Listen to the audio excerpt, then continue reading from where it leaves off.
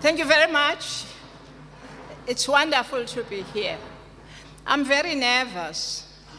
When you reach the age of 90, what really makes you nervous is forgetting people's names in the process. And then you try to write a script, and then you can't find the script where you wrote it. And then you are also nervous because you are sure you are repeating a lot of things you have said somewhere else about 100 times. And I was thinking, I have attended so many international women's things in my life, as you can well imagine. But fortunately, you will not remember any of them as I look in the room, because Ubulelani over there, one of my sons, tells me that most people who are here and the kids in South Africa, the percentage which now were born after 1990. So all of you have never heard my speeches before.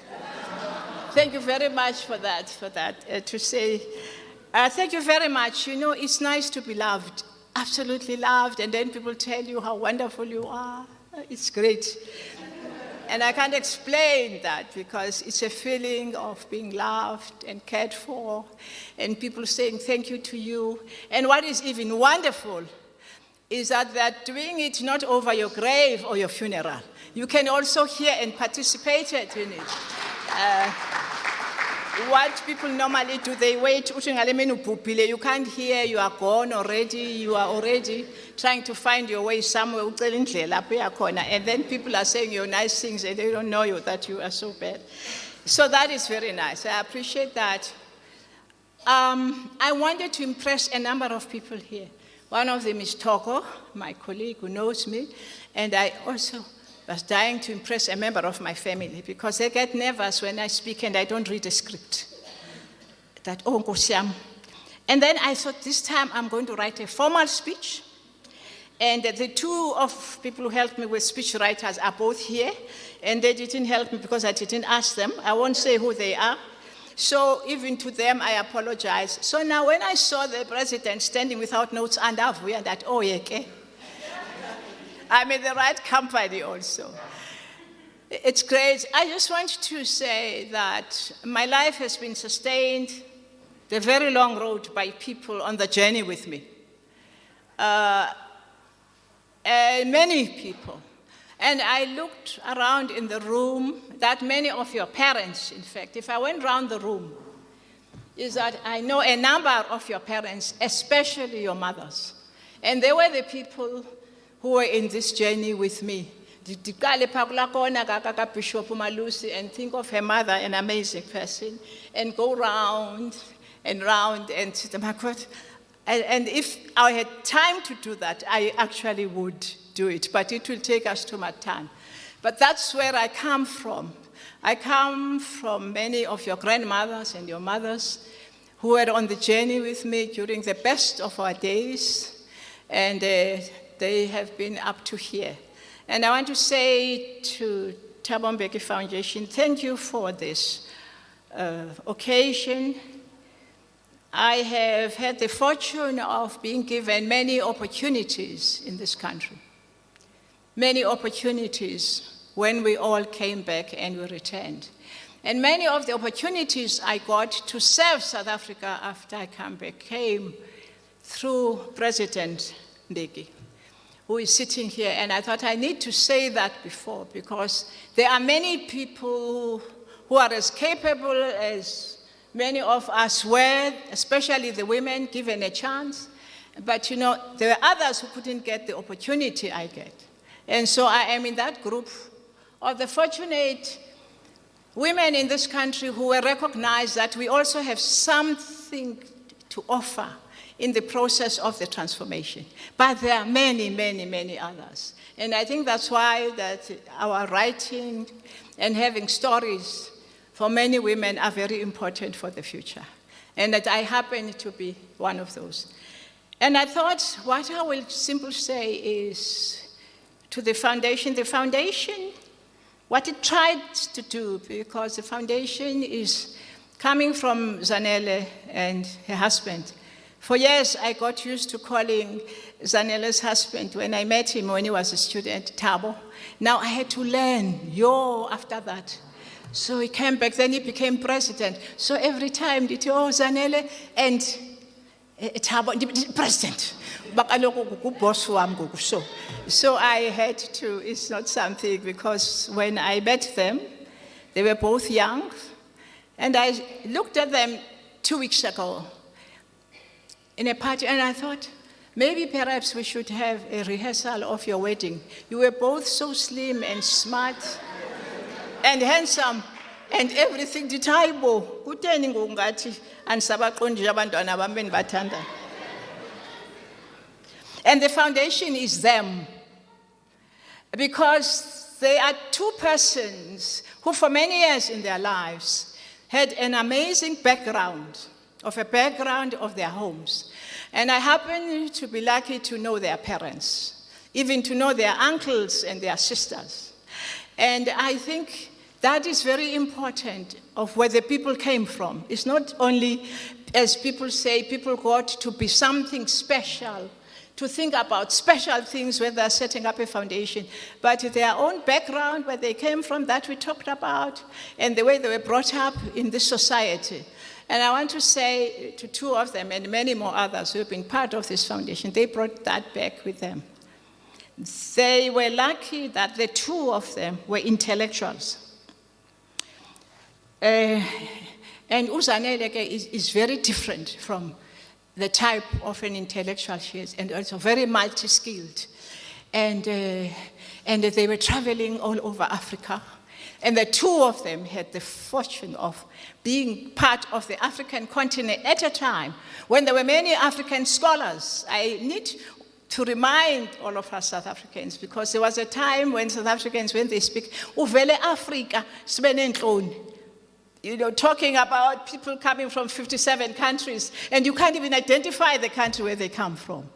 And so that knowledge and appreciation that they are part of a continent of people, and they're part of people who had actually gone through all kinds of things we had gone through, but we didn't know them. And that was one important thing that they brought back to this country. And that is one thing that the foundation has tried to keep, the relationship of our identity. One of the exciting things about the foundation is the speech that the president made, which has been printed, I don't know now in how many languages, that says, I am an African. People wonder why that is necessary, but that has been a crisis of identity about us Africans, because we come from this huge continent, colonized and everything else. So to people to know us, and that contribution of our identity and who we are and what we can contribute to the world of today, and our children will continue to do, is because we know who we are. And this foundation is committed to that, even as a foundation, because it's a tradition they both were committed to and they were part of. Very lucky to be part of the international world and work for international organizations. That also became an advantage to us, that the world is bigger than us. And so when the time came for us in South Africa to be part of the world and really to make our contribution, which we did very quickly, amazing. So we're coming from apartheid, that we became part of the world, and we were contributing to the world, not only receiving that. And it is through them, because they brought all that way of thinking, and of course, you know, the school about Mbeki and the importance of developing African intellectuals, African thinking, the values. And so what the foundation does is to try and do a number of these things through the foundation work. The thing I have loved most about the foundation, and I want to say that I hope they will continue to do them, was an establishment of a group of people who meet. And we need that more than ever before, for us to enter into the dialogue of information, a dialogue of encouraging each other, a dialogue of ideas. And I think, I want to say this to the foundation, go back to an attempt that we made of getting other foundations, so that as foundations work together. We don't have to abandon what we are doing as a foundation. and the thing we stand for. And we don't have to take over anything, but there are projects and things that we can do together as foundation without losing our own identity. And I want to encourage that and say, this attempt was made, and many South Africans, you would be surprised, colleagues who have come years later, still ask, what happened to those dialogues? When you were able to get us all together, and for the first time, many South Africans heard de Klerk, before he died, speak in that meeting. And they just had, and these are the opportunities that many more others need. So I want to encourage that and say that vision, I hope, you will continue to do with the changing society, which has changed every day, and the many things that are. I want to say a few things. When our foundation started, we were very lucky to have Mrs. Mbeki, Zanele, I call her. Zanele had a lot of experience. She could do a lot of things. She could think, she could write, she could raise money for us, she could plan, a lot of energy. And so we didn't have staff members. We had one staff member who was Zanele, doing just about everything. She has amazing energy. She gets up very early, crack of dawn, and she's on there. And we owe that to her, that she was able to give us the foundation, this kind of roots like that. One of the things that were a challenge to us in the foundation was fundraising. And I had been part in the early days of Madiba's foundation when we started. Madiba was very easy. You get to a donor. And soon Madiba, actually, we would like to get some money. And Madiba is not embarrassed about, and I couldn't imagine President Mbeki, we are planning to build a number of schools. And I've identified about 5 schools that need to be, and he goes on like that, and we are sitting with somebody, and it got to be known that when Madiba wants to invite you for breakfast, but he's not apologetic, and then the donor who's embarrassed or the person embarrassed already knows that Madiba is out mali. President Thabo Mbeki, hey, how do you carry him around to go and ask for money? But anyway, I'm not comparing, but and Madiba was, and then Madiba would say, and then the person said, no, I'm happy, I'll be happy, Mr. President, we'll give you the money you need. Madiba says, yes, actually, we don't have the capacity to account for the money. And then after that, Madiba says to the same person at the same time, well, this place is very far. And I don't think we'll be able to get there without a plane, or to get there without... By the time Madiba finished, he has asked for 5 things already in one donor. I must say that, President Mbeki, I don't criticize you that you didn't get us 5 things from one donor. The styles are different of doing that, and all times and things are done all in a different way. And so they brought this, and to us, to remain relevant. To remain relevant. And I'll be gone, but I'll be watching you from somewhere. They say you still get a chance to watch there. I'm not. Is that you have to involve other South Africans. I see it's getting clear as I get older. It's clear that no matter how capable we are as a foundation, no matter how capable we can be with women and men, if we do not invite others and involve them, we are not going to be able to manage the future. And if we are not committed as a group, all of us, in our foundation, as a foundation, to serve people and like them, to save people and like them, we have something else. And so to you, people of the foundation, it's wonderful. And Mr. President, to say to you, for me and for many other women, I publicly want to say thank you for giving us a chance. I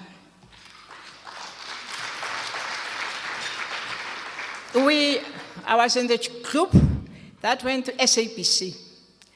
We didn't know how the SABC is run. This is 1992, before 1994. So one day I go to Mr. President. I said, Mr. President, we're having problems. We're going to have inauguration, and we have more heads of states that are coming than any other country has ever had them. We're going to break a world record of presidents coming. How are we going to manage? How are we going to manage the media? It is going to be too difficult. I thought, Mr. President, really, you might have some ideas. So there I go. And he says softly, Sister, I have never worked for the SABC. And I have never even worked for a radio station.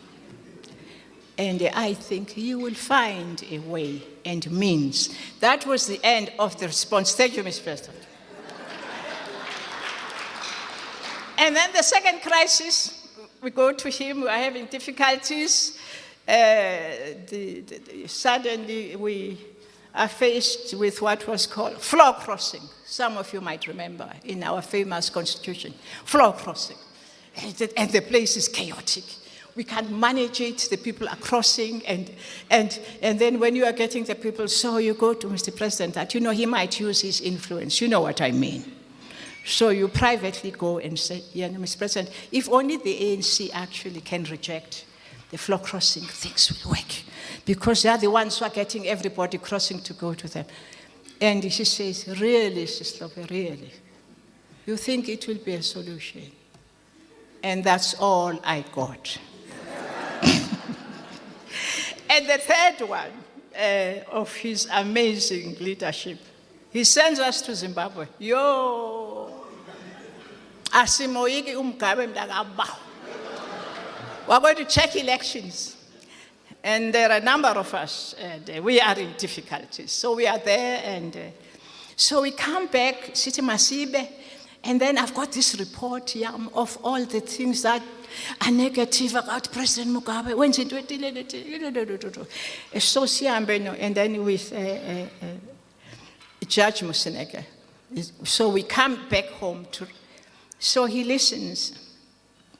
Now he is a great listener. He will actually listen for 2 hours to 3 hours without saying a word. Then you get nervous because so you don't know whether you are saying, I have never known anyone who listens like that for long periods.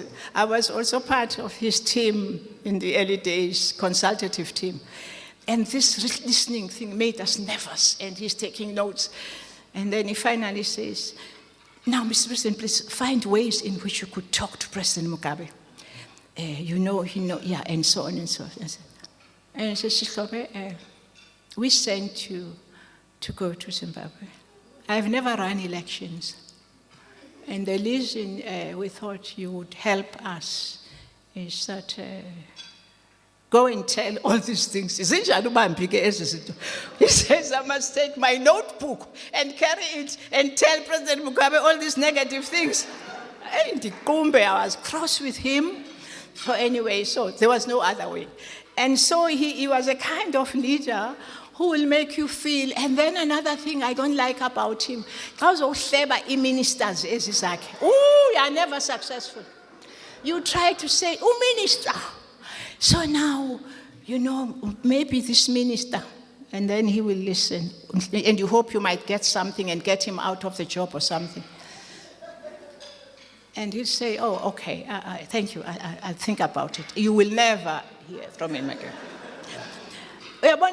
President, we have to president now, you can't get. But he will not let you get away with the responsibility he has given you.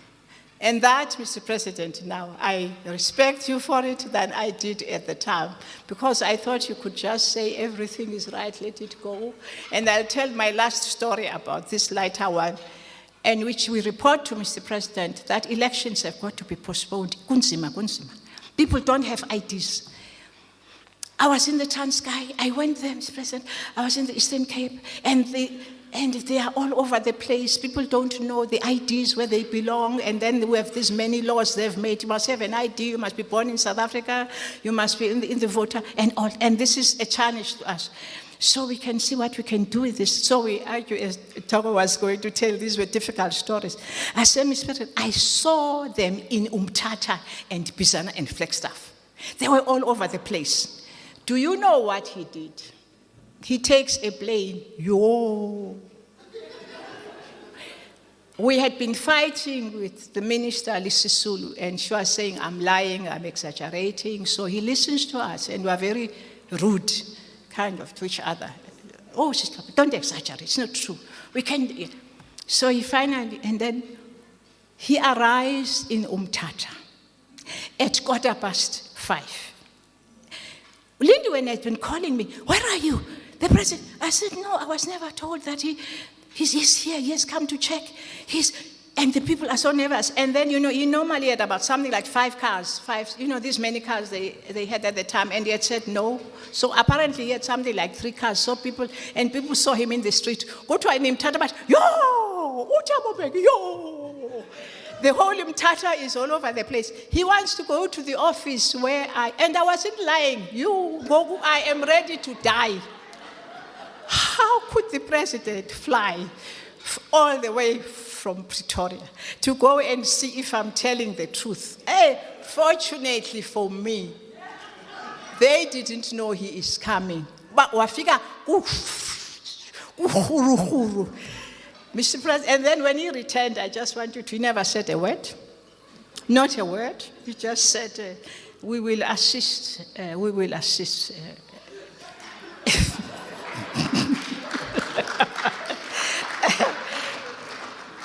In the best way we can. Maybe part of your staff should work with the staff of the. I tell a lot of these stories about him. Many they are on a lighter note. But then looking back on this kind of style, which helped one to make a decision. Hard decisions, because you are given the responsibility of the leadership. So you don't run to him to help you with this and that all the time. And thank you for giving that to many of us who were able to be our best lot of ambassadors. So please, communications people, remember that you belong to South Africa, and make sure that the foundation belongs to the people here. And whatever you do in your busy schedule, keep that group of communication once in a while for people to have an opportunity of round table. Not because they are bored and lonely, but it's an opportunity for all of us to reflect together. Because what we are doing, we don't have an opportunity, and not everybody can go to Parliament and advise. Not everybody in the world can be in a foundation. Thank you so much.